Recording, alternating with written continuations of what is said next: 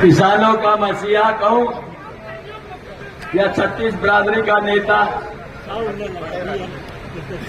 विकास का प्रियार कहूं या विकास प्रियाय, जन जन के नेता, जननायक नेता, प्रतिपक्ष व भावी मुख्यमंत्री आदरणीय चौधरी भूपेंद्र सिंह हुड्डा जी, उनके साथ भाई सोमवीर सिंह जी, सम्मानित विधायक, सभी सम्मानित पूर्व विधायकगण, भाई अनिरुद्ध जी, और यहां पर मंचासीन सभी कर्मठ और वरिष्ठ कांग्रेस के नेतागण, आदर और मान के योग मेरे सम्मानित बुजुर्गों, नौजवान साथियों, प्यारे भाइयों, प्यारे बच्चों, मातृशक्ति और पत्रकार बंधु, ये आज हमारे लिए एक सौभाग्य की बात है कि इतनी व्यस्तता के बाद भी आदरणीय चौधरी भूपेंद्र सिंह हुड्डा जी ने आप लोगों के बीच आकर के और हम सबको अपने भावी राजनीति और प्रदेश की राजनीति के बारे में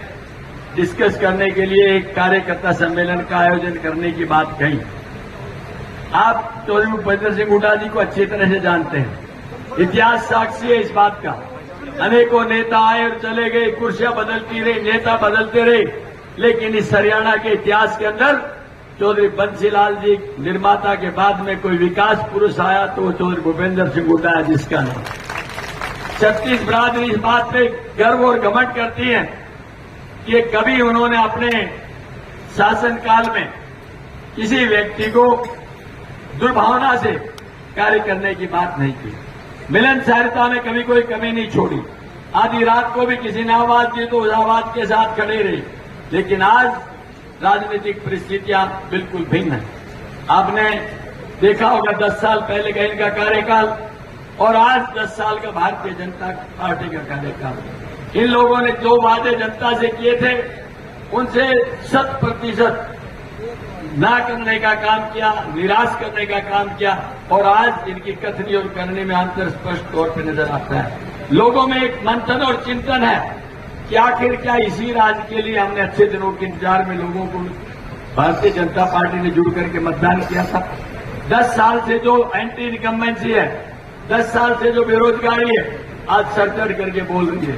भारतीय जनता पार्टी का तो एक ही काम है, आपस में लड़ाना, भाईचारा बिगाड़ना, सांप्रदायिक भाव को बिगाड़ना। लेकिन आज आपको एक फैसला लेना है। वक्त के तराजू में सब कुछ तुलता है। ये जनता है, इसकी अदालत में सब कुछ है।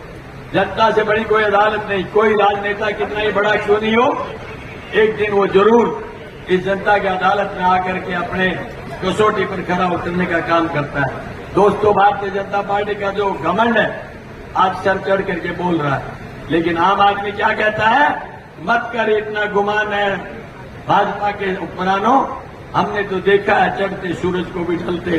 वो आपके सामने सूरज ढलने लग रहा है। आप देखेंगे आने वाले समय के अंदर भारतीय जनता पार्टी को इस हरियाणा में एक सीट मिलने नहीं जा रही, 10 की 10 सीट मिलने जा रही है।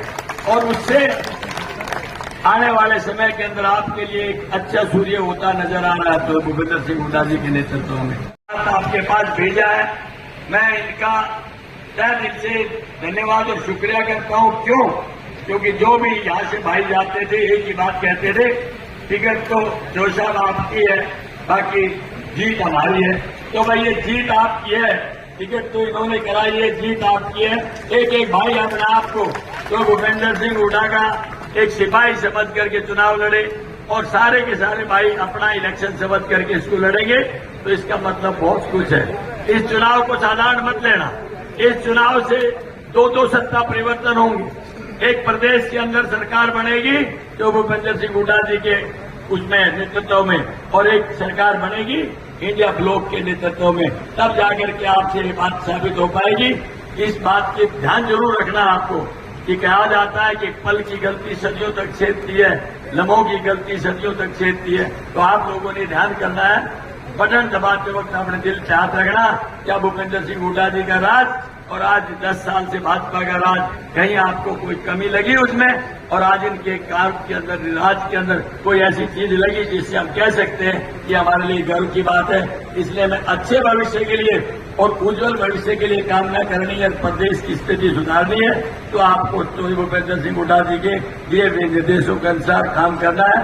भाई दीपेंद्र जी, जो हमारे यहाँ पर ऑर्गेनाइजेशन की भी थोड़ी ढील रही, उसके बावजूद इस प्रदेश के कोने कोने के अंदर जाकर के आप लोगों को जगाया, अलग जगाया, चेतना दी, जागरूकता की, और उसका परिणाम आज आपके सामने देखने के लिए मिल रहा है कि पूरे हरियाणा के अंदर एक आंधी और तूफान कांग्रेस का बढ़ के चल रहा है। उसका श्रेय कहीं जाता है तो जो भूपेंद्र सिंह हुड्डा जी के साथ में हमारे युवा नेता भाई दीपेंद्र जी को भी जाता है, जिन्होंने इतना लंबा समय दे करके बहुत समय हमारे बीच बिताया है।